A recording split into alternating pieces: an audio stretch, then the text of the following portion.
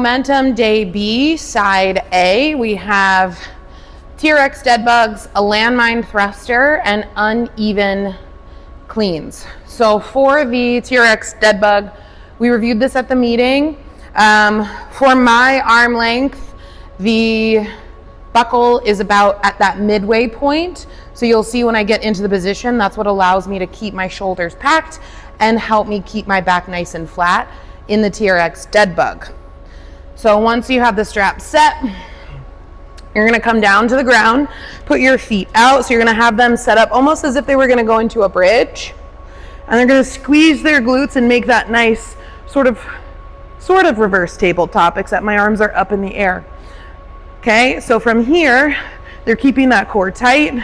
They're gonna march one leg up and then the other. This can also be, they hold here and they breathe because we're working on the core stability as well as posterior chain. If that's something that's really challenging for them, we kind of determined that changing the positioning away from the anchor doesn't change the challenge of the exercise all that much. So what I would recommend is grab a plyo box, have them support their shoulders on the box, make sure it's an appropriate height so that their trunk is still neutral. So this is a little high for me. Have them hold a weight overhead and march. Okay, so it's a pretty similar movement pattern to the TRX, but they're getting a little bit more support with the plyo box. For your landmine thruster, we are going into a full squat and then sending that barbell overhead. They're gonna switch at the halfway point. So making sure it's at the shoulder and that they have enough room to hit that full squat and then hit that thruster. Full squat, hit that thruster, okay? If you have more than 2 people at a station, or you have 2 people at a station, 1 landmine, at least in Fishtown, I think East Market has 2, you can use a dumbbell or a kettlebell. For the thruster, this is also gonna feel a little bit better for anyone that has a shoulder issue, because with it being a landmine, your thruster is actually slightly forward, so they're not having to worry about going into that full overhead position. For your uneven cleans, you're gonna get 2 kettlebells of different weights. Typically, when we are using kettlebells of different weights for an uneven clean, I would say only go 1, maybe 2 bell sizes. So this is a 16 and a 14. You are going to set those kettlebells up.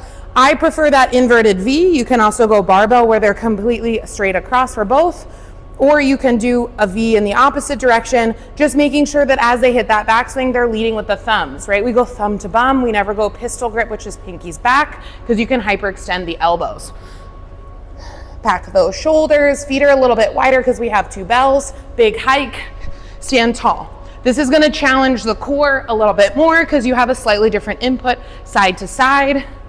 And then at that halfway point, switching the weights so that you're staying nice and even. Side B, we have heavy swings, a bird dog row on a bench, which I call in my PT world a rowing dog, and then we have a gladiator deadlift. So for the swings, this should be pretty standard for most of our veteran WeFit members and for all of you lovely coaches. But just as a quick refresher, you're gonna find that nice heavy bell, and do challenge them to go heavy.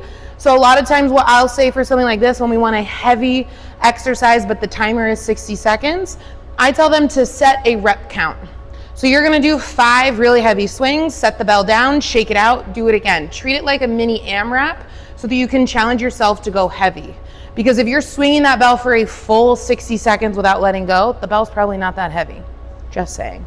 So 2 feet back from that bell, drive those hips back, making sure that back is nice and flat. Angle the bell, pack those shoulders, big hike, snap nice and tall, letting that bell come into the backswing above the knees. If we are below the knees, we're losing energy towards the ground because we're gonna be more squatty versus hingy. That's why that backswing timing matters. For the bench row, so if I am rowing on my left side, my right leg is off, my left knee is on the bench, I'm going to row as I send my opposite leg out straight, tuck it back in as I come down. So I'm staying nice and stacked on my supported arm, nice and straight, and row. Okay, they'll switch halfway, making sure they're able to keep that back nice and flat.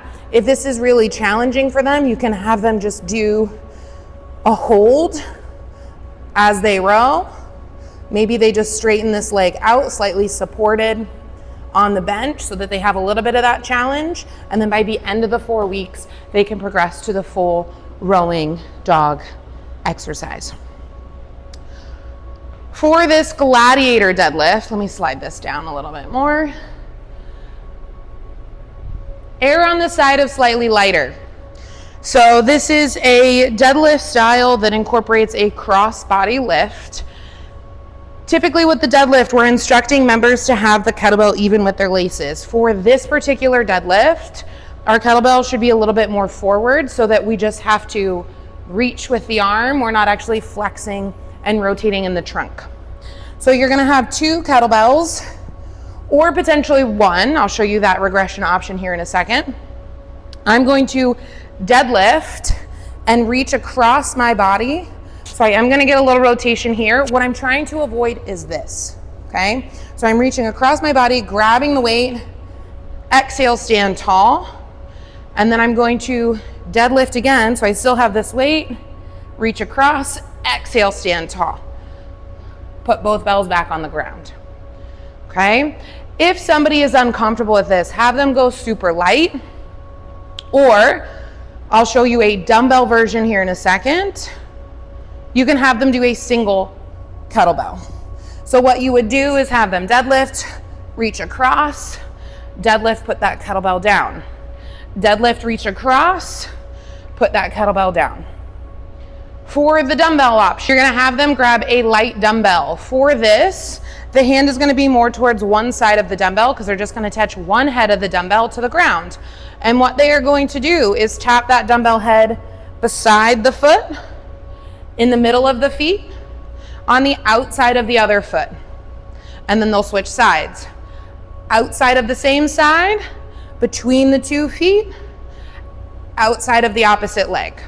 So a couple different options here, safely adding rotation into a deadlift, but the biggest thing is we're not looking for this to be a heavy load. This is a strength mobility dual exercise. For our Metcon relay, we're gonna start with farmer's carries. So we have 2 same size bells.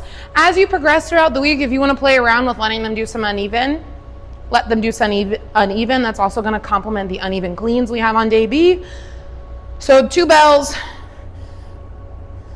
deadlift those kettlebells up, pack those shoulders, and make sure that we're keeping some space between the elbows when we walk. So we don't want one of these, right, where we're slouched down. We want to stand tall, pack the shoulders, be nice and active and engaged with our farmer's carry, okay? We have a seesaw press. So the trickiest thing with the seesaw floor press is getting both bells in. So what I typically do is I will fetal position roll with 1 bell and then keep that kind of packed and then sort of fetal position roll with the other bell.